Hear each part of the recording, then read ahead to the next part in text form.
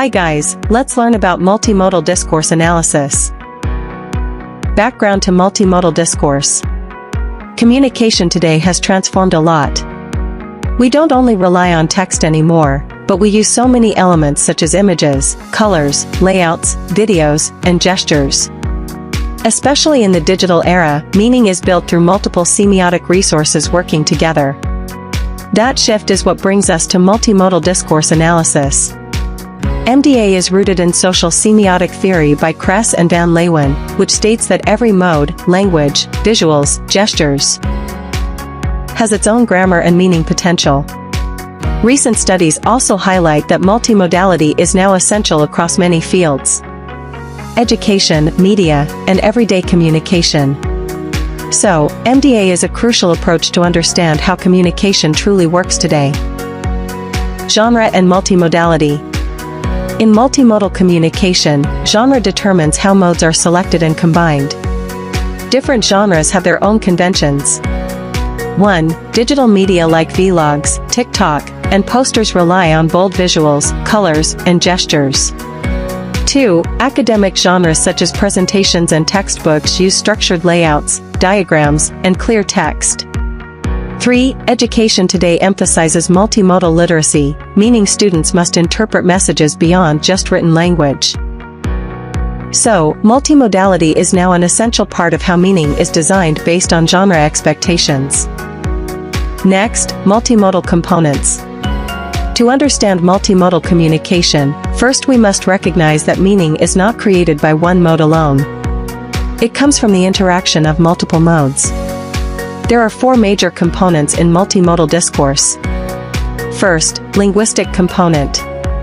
This includes spoken or written language that provides explicit information and detailed explanation. Second, visual component. This involves images, icons, color, and typography that attract attention and simplify ideas quickly. Third, spatial component. This refers to layout and arrangement that guide the audience in following the information flow. 4th, gestural component. This includes facial expressions, gaze, and body movement that show attitude, emotion, and emphasis. These 4 components work together to create a complete meaning. Then, meta-semiotic functions. In multimodal discourse, each of those components performs 3 meta-functions at the same time. The first is the ideational function, which explains the information and representation of the world around us. The second is the interpersonal function, which shows the relationship between the communicator and the audience through attitude and emotion.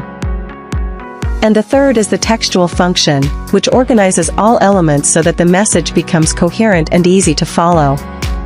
So, multimodal meaning is always ideational, interpersonal, and textual at once. Application of functions to each mode. When these functions are applied, each mode contributes differently in meaning-making. The linguistic mode delivers the main content, builds connection through tone, and maintains structure such as headings or captions. The visual mode represents concepts clearly, influences communication through gaze or angles, and highlights focus using colors or size. The spatial mode groups and positions elements to show importance and guide eye movement. And the gestural mode illustrates meaning physically, expresses attitudes, and marks shifts or emphasis during interaction. So, each mode brings its own strength to the message. Even though all modes work together, each of them contributes something unique and irreplaceable. First, the linguistic component. This mode is the main carrier of detailed, explicit information. It explains concepts, provides definitions, and structures ideas logically. When people want to verify information or understand something clearly, they usually rely on the linguistic mode. So, it acts as the logic builder and the anchor that supports the message. Next, the visual component.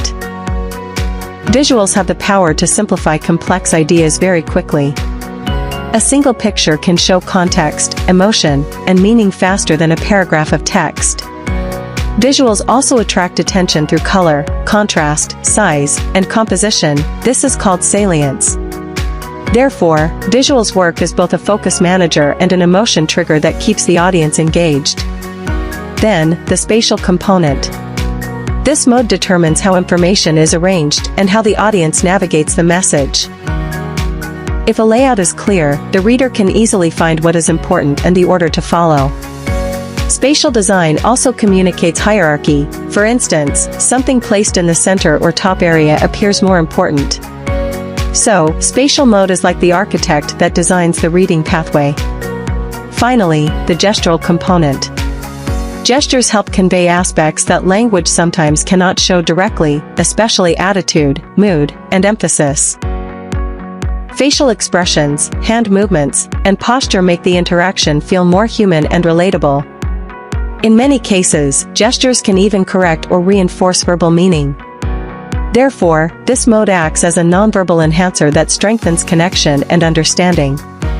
So overall, linguistic provides clarity, visual invites attention, spatial guides direction, and gesture builds emotional connection. If one mode is missing, the communication loses part of its meaning. Maybe it becomes less attractive, less clear, or even misunderstood. Multimodal analysis in English textbooks. One of the clearest examples of multimodality can be found in English textbooks. Students do not learn only from words, they also learn from pictures, layout, and expressions in illustrations. In textbooks, the linguistic mode is seen in explanations, passages, dialogues, and instructions. The visual mode appears in illustrations of objects and characters to help vocabulary and context understanding. The gestural mode shows emotions and interpersonal meanings through facial expressions in pictures. And the spatial mode appears in page layout that guides the order of reading and reduces cognitive load. So, English textbooks are multimodal tools that must be interpreted using all these modes together. Multimodal discourse analysis teaches us that meaning is not created by text alone. Instead, meaning is the result of a combination of linguistic, visual, spatial, and gestural modes. MDA is therefore a powerful approach to analyze how messages are designed, how they guide comprehension, and how they support engagement, especially in educational contexts like English textbooks. Thank you for listening to my explanation. See you guys, goodbye.